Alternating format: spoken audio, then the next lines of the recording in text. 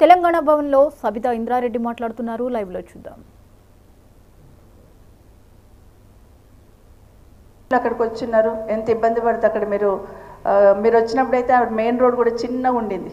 అసలు చెట్లన్నీ దగ్గరకుండి యాక్సిడెంట్స్ అవుతూ ఒక వెహికల్ వస్తే ఇంకొక వెహికల్ రాని పరిస్థితులలో ఉన్న పరిస్థితి చూస్తున్నాం.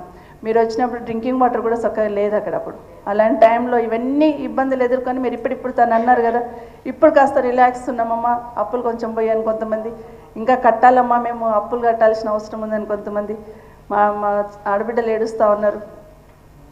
ఆ చెల్లి అయితే రాగానే మేము అక్రమదారులమని చూపిస్తున్నారు, మాకెందుకు ఆ ట్యాగ్ లైన్ అనేది బాధపడుతూ ఉంటే నిజంగా బాధ అనిపించింది. నిజంగా ఉదయం చూస్తూ ఉంటే టీవీలలో చూస్తూ ఉంటే అదే అనిపించింది.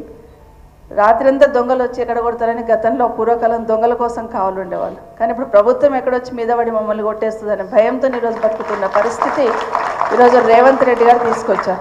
కేసీఆర్ అంటే ఒక భరోసా, కేసీఆర్ పాలన ఒక భరోసాగా ఉన్నామంటే ఈరోజు ఈయన వచ్చిన 9 నెలలు ఒక రకమైన రాక్షసానందం పొందుతున్నాడేమో అనిపిస్తుంది. మీరందరూ ఏడుస్తుంటే బాధపడుతుంటే దాంట్లో ఆనందాన్ని పొందుతున్నాడేమో. నిజంగానైనా మిమ్మల్ని ఇల్లీగల్గా కట్టున్నారు, బఫర్లో కట్టున్నారని ప్రశ్నిస్తున్న ముఖ్యమంత్రి గారు, మీ ఇల్లే చెరువులో ఉంది, ముందు అది తీసుకొని రండి, వచ్చి వీళ్ళకి సమాధానం చెప్పాలి. ఎందుకంటే మీ కొడంగల్లోనే మీరు చెరువు కుంటలు కట్టి ఉన్నారు, దానికి సమాధానం చెప్పకుండా ఇక్కడ వచ్చి వీళ్ళ మీద పడి మీరు ఇది చేస్తున్నారని మాట్లాడడం కరెక్ట్ కాదు. తప్పకుండా మేము పార్టీ తరఫున మీకు అండగా ఉంటాం.